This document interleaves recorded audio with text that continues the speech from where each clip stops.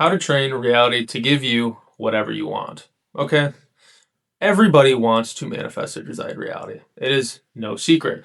But everybody always asks, what is the best way to manifest your desired reality and to train it to give you whatever it wants? Now, manifestation is really simple when you break it down this way. So, manifesting is the ability to give something to yourself until you do not want it. That is my definition of manifestation. Now, people may ask, like, oh, why? I really want it. Why would I not want it anymore? Because the whole point of manifestation is to have an inner experience. And an inner experience, not argued with, gets pushed out into our 3D. Now, truly, manifestation is, again, very simple, but it's hard to master in a way, especially when you're starting. Because you have so many years built up of going the opposite direction, reacting to what's in front of you instead of reacting with your mind's eye, reacting to imagination.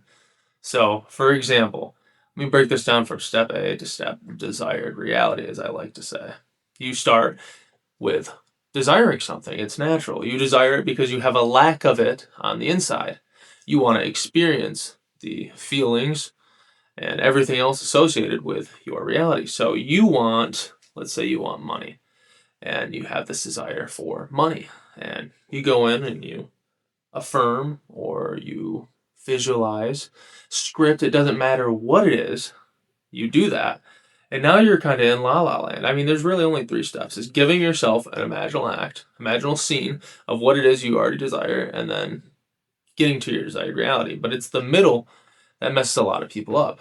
The way to get from point A to point desired reality the quickest is to not argue with what you've experienced, because the more you flip flop, the more you're not going to get what you want, because no matter what, you're right. If you're sitting there and telling yourself it's not working, then it's not going to work. If you're sitting there and telling yourself, like, oh, I already have this, well, guess what? Once your 3D catches up, it's going to be pushed out into your face, because we live in a mirror.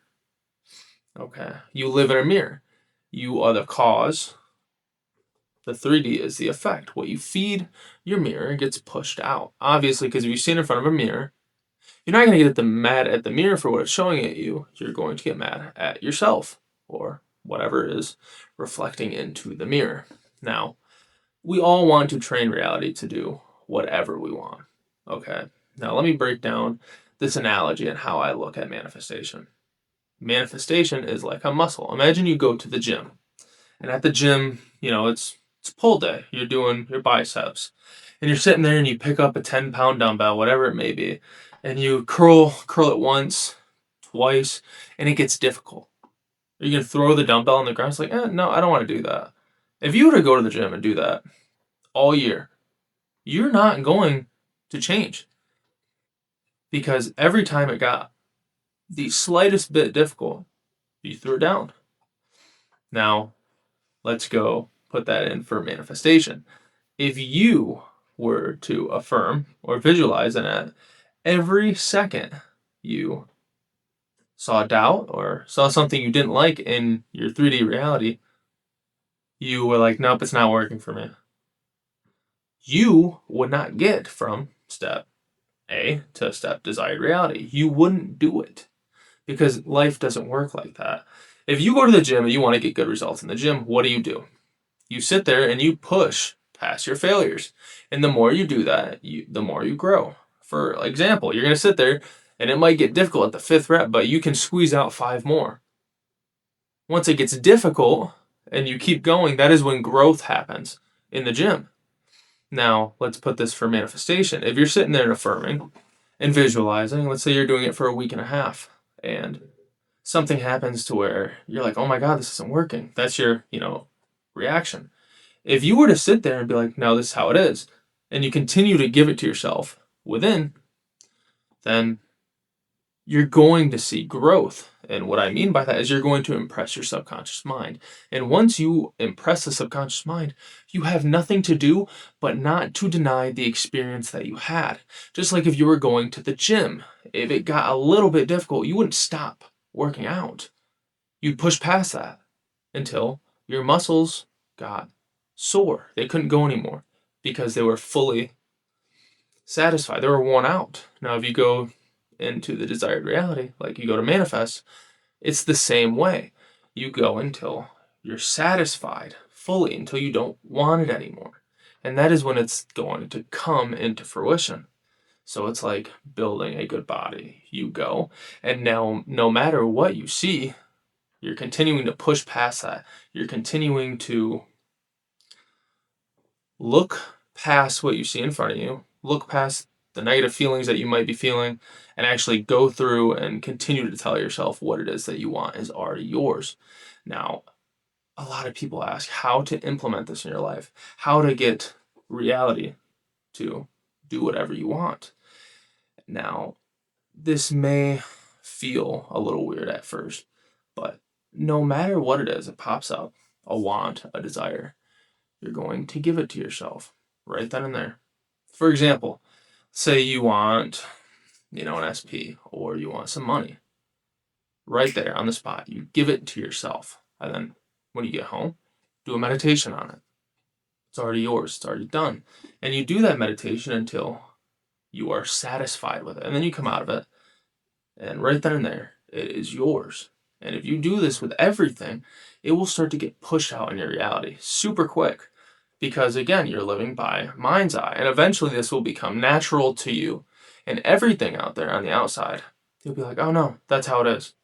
You'll start to see inwardly instead of outwardly, which is really the issue. Because you can do whatever techniques you want.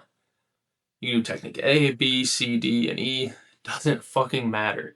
If you do a technique and you sit there and you come out of it and you deny your manifestation at every turn, you feed your negative thoughts whenever you have them, they pop up, you're like, oh yeah, this is how it is. Then you're never going to get your manifestation. It's because you're playing 50-50. At one side, you're like, nope, this is how it is. And the other side, you're like, no, this is how it is. And you're flip-flopping. You will never get sustained change when you do that. Maybe it'll come in your reality for a little bit, but then it'll go away because you're not being consistent with yourself. Because when your reality was showing you nothing that you wanted, you were consistent in that. You were fully aware that it was bad. So to go in the opposite direction, what would you do?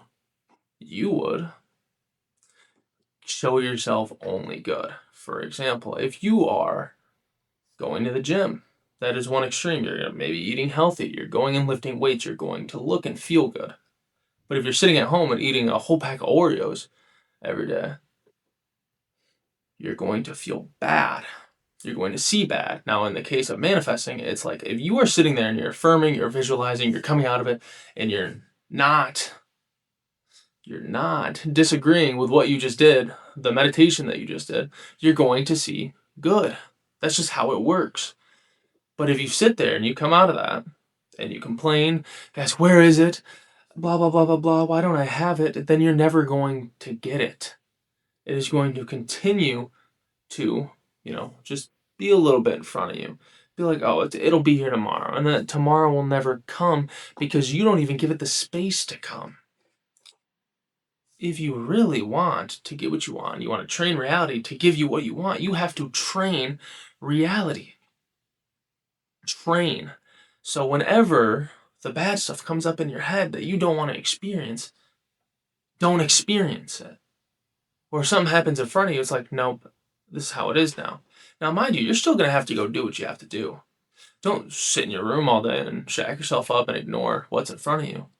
But while you're dealing with what you got to deal with, see it from your mind's eye. Maybe see it in a better perspective. Be like, oh, I remember when this led me to blank, and now I have this.